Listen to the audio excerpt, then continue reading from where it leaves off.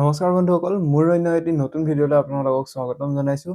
আজিৰ এই ভিডিঅ'টোত মই আপোনালোকক ক'ম যে আপোনালোকৰ বাইক বা স্কুটাৰসমূহত কিহৰ কাৰণে ইঞ্জিন অইলৰ পৰিমাণ কমি থাকে।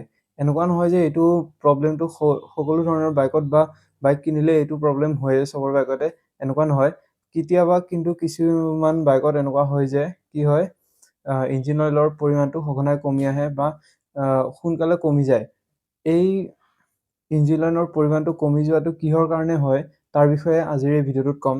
তাৰ লগতে আপোনালোকে যদি এইটোক আওকাণ কৰে বা ইঞ্জিন অইল কমি থকাৰ পিছতো আপোনালোকে বাইকখন চলাই থাকে, তেনেহ'লে তাৰ ফলত কি হ'ব পাৰে ইঞ্জিনটোৰ ভিতৰত প্ৰব্লেম, তাৰ বিষয়ে মই এই ভিডিঅ'টোত ক'ম। আৰু তাৰ উপৰিও আপোনালোকে কেনেধৰণে চেক কৰিব পাৰে যে ইঞ্জিন অইলৰ পৰিমাণটো ঠিকে আছে নে কমি আছে নে বাঢ়ি আছে, তাৰ বিষয়ে এই ভিডিঅ'টোত মই আপোনালোকক ক'ম। তেন্তে ব'লক ভিডিঅ'টো আৰম্ভ কৰোঁ।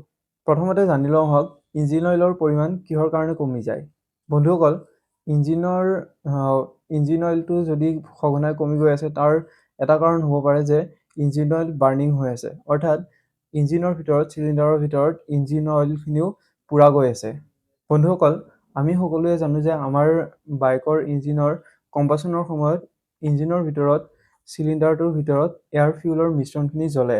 কিন্তু কেতিয়াবা কি হয় চিলিণ্ডাৰৰ ভিতৰত যি পিষ্টন থাকে, পিষ্টন ৰিংটো বেয়া হৈ যোৱাৰ ফলত কি হয় যোনখিনি ক্ৰেংক শ্বাফ্টটোৰ ৰোটেশ্যনৰ ফলত যিখিনি তেল ওপৰলৈ যায়, সেইখিনি তেল পিষ্টন ৰিংটো বেয়া হোৱাৰ কাৰণে কম্বাচন চেম্বাৰলৈ ভিতৰলৈ যায় আৰু কম্বাচন চেম্বাৰৰ ভিতৰত গৈ পেলাই জ্বলি যায়। আৰু এনেকৈয়ে পিষ্টন ৰিংটো বেয়া হোৱাৰ ফলতো কি হ'ব পাৰে, ইঞ্জিন অইল পুৰা যাব পাৰে। তাৰ উপৰিও কেতিয়াবা এনেকুৱাও হ'ব পাৰে যে ইঞ্জিনৰ চিলিণ্ডাৰ ৱালটো বেয়া হৈ যাব পাৰে বা ইয়াৰ বৰৰ চাইজটো কিছু পৰিমাণে ইফাল সিফাল হ'ব পাৰে, যাৰ ফলত কি হয় ইঞ্জিন অইলখিনি কম্বাচন চেম্বাৰলৈ গৈ পেলাই জ্বলি যাব পাৰে। আৰু এনেকুৱা হোৱাৰ ফলতো ইঞ্জিন অইল পুৰা যায়। তাৰ উপৰিও ইঞ্জিনৰ ভিতৰত থকা গেছকিট, অ'ৰিং আদিবোৰ বেয়া হোৱাৰ ফলতো এনেধৰণৰ প্ৰব্লেম দেখিবলৈ পোৱা যায়। তাৰপিছত ইঞ্জিন অইল লিকিঙো ইঞ্জিন অইলৰ পৰিমাণ বাইকখনত কমি যোৱাৰ আন এটা কাৰণ হ'ব পাৰে। এতিয়া এই ইঞ্জিন অইল লিকেজ হৈ থকাটো আপুনি কেনেধৰণে গম পাব? চাব, যদি ইঞ্জিন অইল লিকেজ হৈ থাকে তেনেহ'লে আপুনি সেইটো দেখা পাব যে ইঞ্জিন ব্লক নহ'লে ইঞ্জিন হেডৰ পৰা ইঞ্জিন অইল ওলাই আছে বা তেলৰ নিচিনা কিবা ওলাই আছে, যিটোৰ জৰিয়তে আপুনি গম পাব পাৰিব যে ইঞ্জিন অইল লিক হৈ আছে।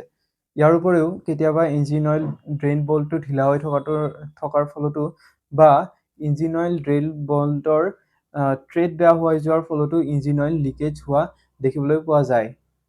আৰু যদি আপোনালোকে এনেকুৱা ধৰণৰ কিবা দেখিবলৈ পাইছে, আপোনালোকে তেতিয়া বুজিব যে কি হয় ইঞ্জিন অইলটো লিকেজ হৈ আছে আৰু সেইটো সোনকালে পাৰিলে ঠিক কৰি ল'ব।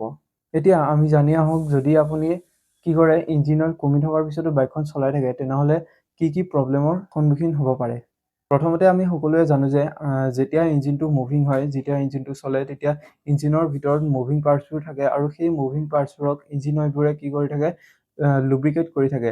যদি ইঞ্জিন অইলৰ পৰিমাণ কমি যায় তেনেহ'লে কি হ'ব, সেই ইঞ্জিনৰ পাৰ্টছবোৰক ভালদৰে লুব্ৰিকেট কৰিব নোৱাৰিব, যাৰ ফলত ইঞ্জিনৰ পাৰ্টছবোৰৰ মাজত ঘৰ্ষণ বাঢ়ি যাব আৰু ঘৰ্ষণ বাঢ়ি যোৱাৰ ফলত কি হ'ব, ইঞ্জিনৰ পাৰ্টছবোৰ কি হ'ব সোনকালে ক্ষয় যাবলৈ আৰম্ভ কৰিব, যাৰ ফলত ইঞ্জিনৰ লাইফ কমি যোৱাৰ সম্ভাৱনা বহুত বেছি বাঢ়ি যায়।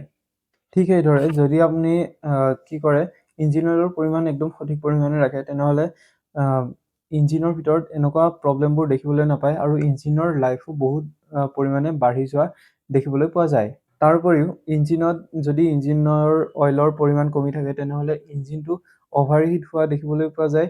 ইঞ্জিনৰ মাইলেজ, পাৰফৰ্মেঞ্চ, এক্সিলাৰেশ্যন আৰু তাৰ লগতে ইঞ্জিনৰ বাইকৰ গিয়াৰবোৰ টান হৈ যোৱা আপুনি দেখিবলৈ পাব। সেইকাৰণে যদি আপোনালোকৰ বাইকত ইঞ্জিন অইলৰ পৰিমাণ কমি আছে, তেনেহ'লে সেইটোক একদমেই আওকাণ নকৰিব আৰু একদম সঠিক পৰিমাণে ইঞ্জিন অইলটোত ভৰাই ল'ব।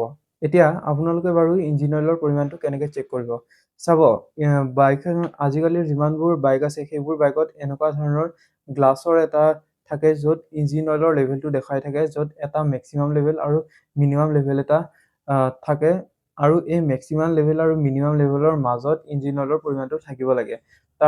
যদি আপোনালোকৰ বাইকত সেইটো নাই, তেনেহ'লে এনেকুৱা ধৰণৰ ষ্টিকৰ যোগেদিও আপুনি চাব পাৰে যে ইঞ্জিন অইলৰ পৰিমাণ ঠিকে আছে নে নাই।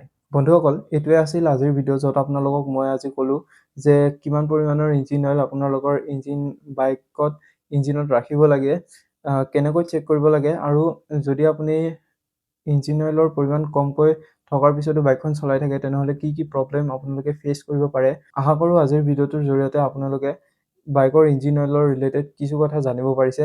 যদি ভিডিঅ'টো ভাল পাইছে তেনেহ'লে ভিডিঅ'টো লাইক, কমেণ্ট আৰু চেনেলটো ছাবস্ক্ৰাইব কৰিব নাপাহৰিব। আজিৰ বাবে ইমানেই, ধন্যবাদ।